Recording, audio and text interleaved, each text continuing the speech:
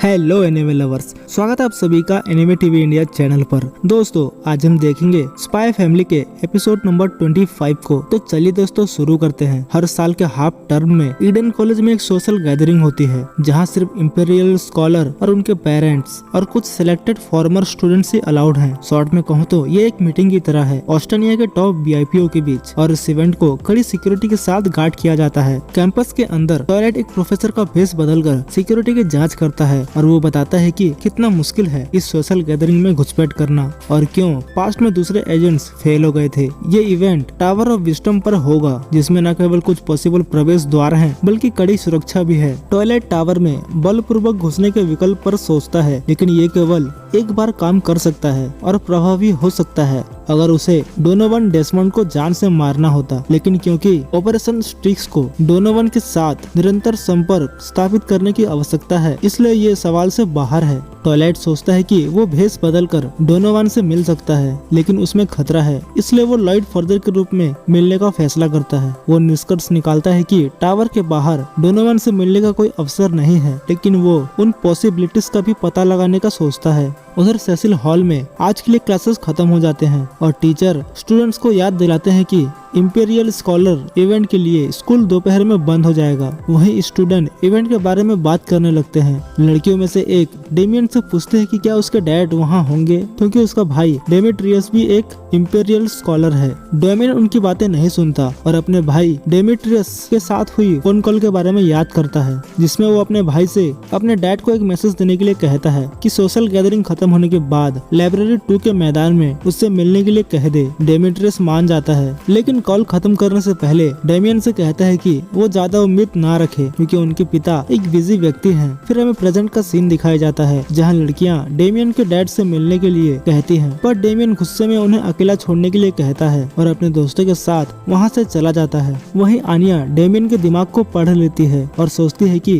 Fashion से Damien का दिल जीतने का उसका प्लान तो फेल हो गया, पर वो डेमियन का पीछा करने का और उसके डैड से खुद मिलने का फैसला करती है। वहीं डेमियन और उसके दोस्तों को पता चल जाता है कि आनिया उनका पीछा कर रही है, इसलिए डेमियन चिल्लाते हुए आनिया को दूर जाने के लिए कहता है। वहीं इवन डेमियन को ये बताता है कि आनिया उसका पीछा क्यों कर रही है, पर डेमियन कुछ और ही सोच रहा होता है। इवन बताता है कि हो सकता है कि आनिया डोनोवन से एहसान लेना चाहती हो, इसलिए उसका पीछा कर रही हो। इस बात पर एमिली भी एग्री करता है, ये कहते हुए कि आनिया भी दूसरे बच्चों की तरह सेम है। डेमियन आनिया को स्टॉकर और भी बहुत कुछ कहता है और वहाँ से भाग जाता है। आनिया उसे फिर से पंच मारने का सुझाव देती है, लेकिन बेकी जो उसके साथ थी उसे याद दिलाते हैं कि अगर वो ऐसा करती है तो उसे एक्सपेल कर दिया जाएगा। तभी आनिया अचानक लॉयड के विचारों को सुनती है, जो अपनी निराशा व्यक्त करते हुए कहता है कि कैसे आनिया और डेमियन दोस्त नहीं बन रहे हैं और उनका प्लान भी फेल हो रहा है। लॉयड डेमियन का पीछा करने का सोचता है, ये सोचते हुए कि डेमियन अपने डैड से मिलने का प्लान कर रहा होगा। अपने डैड का प्लान सुनकर आनिया डेमियन के पीछे चली जाती है। बॉयज अपने डैड से मिलने के लिए डेमियन की योजना पर चर्चा करते हैं। उनकी बातचीत को सुनकर लॉयड कंफर्म करता है कि डेमियन अपने डैड से मिलने वाला है। टावर ऑफ विजडम के बाहर इंपीरियल स्कॉलर और उनके परिवार स्कूल के मैदान से गुजरते हुए कार्यक्रम की ओर बढ़ रहे थे। वही बॉयज हैरान है ये देखकर कि वहाँ कितने लोग आए हैं। एमिल कहता है कि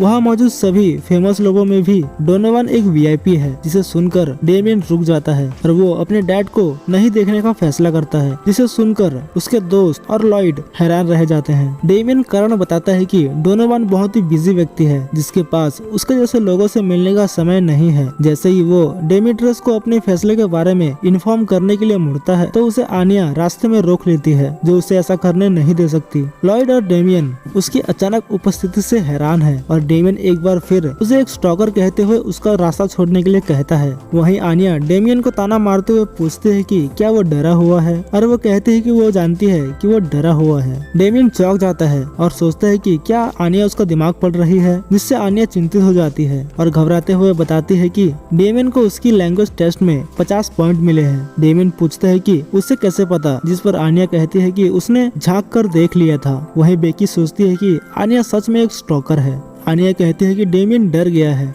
कि उसके पिता को उसके खराब ग्रेड के बारे में पता चल जाएगा, इसलिए वो उसके साथ सहानुभूति रखते हुए कहती है कि उसे 17 पॉइंट मिले हैं। आनिया कहती है कि उसे नहीं पता कि लॉयड उसे पसंद करता है या नहीं, इसलिए वो भी डरी हुई है और कहती है कि वो अक्सर उसे डांटता है। इसके बावजूद आनिया अपने पिता पर विश्वास करती है क्योंकि वो उससे प्यार करती है, इसलिए वो उसे यह बताने के लिए अपनी पूरी साहस का उपयोग करेगी कि वो फेल हो गई है। बॉयस, बेकी और लॉयड कंफ्यूजन में आनिया को घूरते हैं, जो बेकी से पूछती है कि वो किस बारे में बात कर रही थी। तभी डेमियन विपरीत दिशा में चलना शुरू करता है और इवन पूछता है कि वो कहाँ जा रहा है। शर्माते हुए डेमियन कहता है कि वो अपने डैड से मिलने के लिए मैदान की ओर जा रहा है। उसके दोस्त उसके साथ जाते हैं, उसे चीयर करते हुए। अभी जो हुआ उसे देख लॉयड हैरान रह जाता है और आनिया की कोशिश के लिए उसे अप्रिशिएट करता है। मैदान में बच्चे चुपचाप बैठकर इवेंट के खत्म होने का इंतजार कर रहे होते हैं। वहीं बेकी हैरान है कि आनिया भी इंतजार कर रही है। बेकी आनिया की सीरियसनेस को देखते हुए सोचती है कि आनिया डेमियन के माता पिता से मिलने के लिए बहुत ही एक्साइटेड है, क्योंकि वो चाहती है कि शादी के लिए उनका आशीर्वाद मिले। आनिया अपनी आंखों से इस बिग मोमेंट को देखने की उम्मीद कर रही थी, पर कुछ ही देर बाद आनिया सो जाती है और बेकी सोचती है कि वो गलत सोच रही थी। वो पास ही खड़ी मार्था से आनिया को अपनी कार में वापस ले जाने के लिए कहती है, क्योंकि वो जाने की तैयारी कर रहे हैं।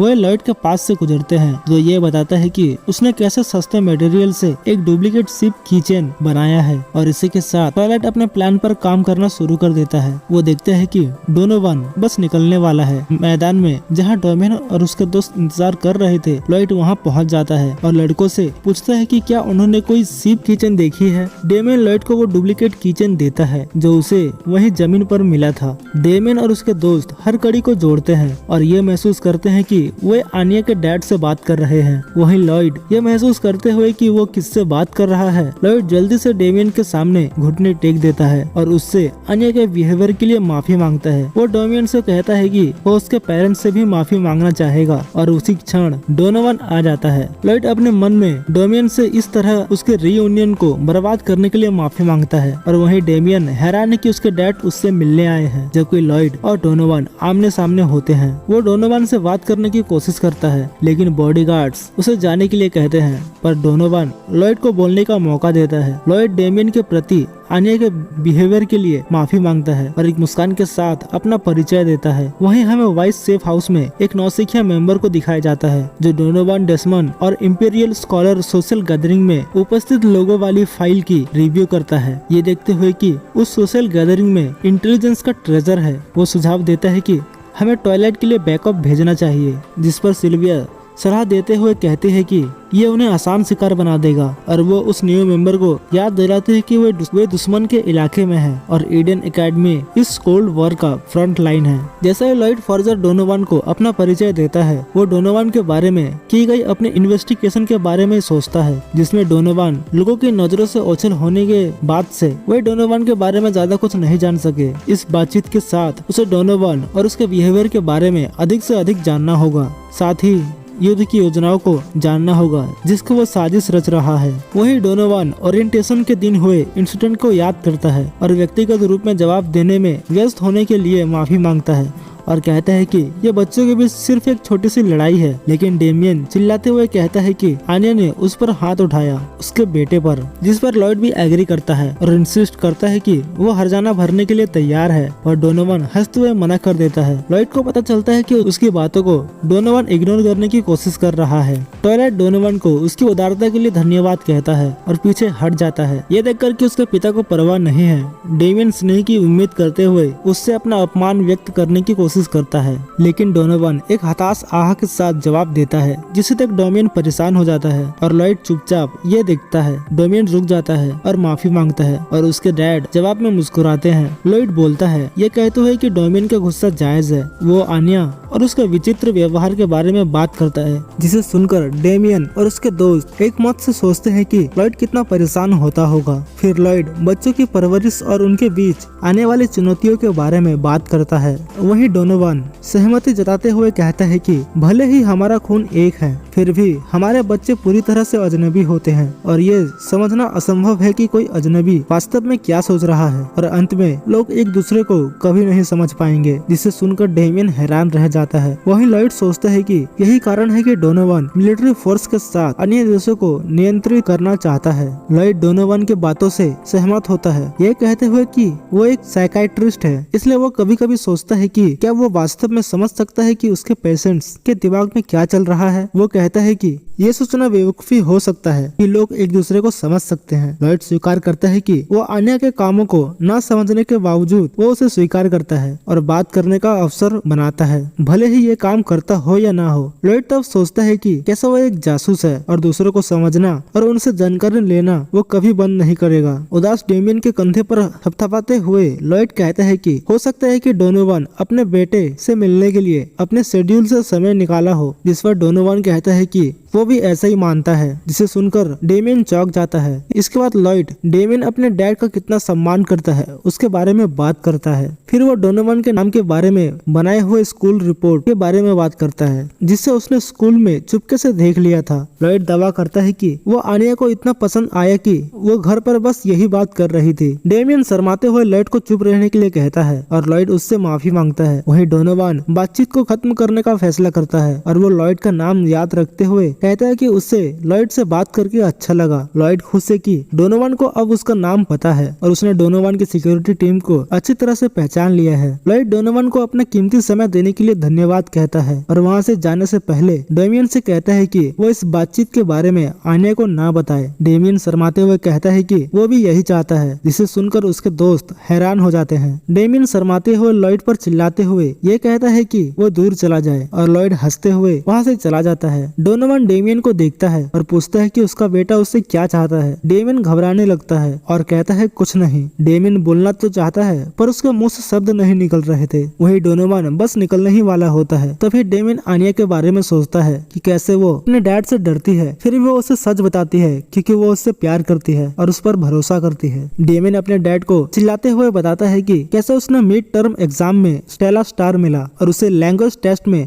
50 पॉइंट मिले हैं और कैसे उसके बनाए ग्रिफिन आर्ट ने फर्स्ट प्राइज जीता है। ये सुनकर डोनोवन डेमियन को कांग्रेचुलेट करता है। डेमियन पूछता है कि डोनोवन ने उसे देखने आने का फैसला क्यों किया, जिस पर डोनोवन कहता है कि उसने इसके बारे में कुछ भी नहीं सोचा था। जब डोनोवन जाने लगता है तो वो डेमियन से कहता है कि वो ऐसे ही अपनी पूरी कोशिश करते रहे और अपने परिवार के नाम को बदनाम न करने का प्रयास जारी रखे। डेमियन ये सुनकर खुश हो जाता है और उसके दोस्त भी उसके लिए खुश थे। स्कूल के अंदर से देखते हुए टॉयलेट सोचता है कि डोनोवन अपने बेटे से कितना दूर है। वो निष्कर्ष निकालता है कि डोनोवन और डेमियन जितने करीब होंगे उनका प्लान बी के लिए सफलता की संभावनाएं उतनी ही बेहतर होगी। जहाँ तक बात डोनोवन की है, टॉयलेट उसका पीछा नहीं करने का फैसला करता है और इस नई जानकारी को HQ में भेजने की सोचता है। और उसका जाने से पहले टॉयलेट डेमियन और उसके दोस्तों को स्टेला के लिए उत्साह से चीयर करते हुए देखता है। और जब लाइट घर लौटता है तो वो देखता है कि आनिया बॉन्ड के साथ गहरी नींद में है, जो बताती है कि बेकी और मार्था द्वारा छोड़े जाने के बाद से आनिया पहले से ही सो रही थी।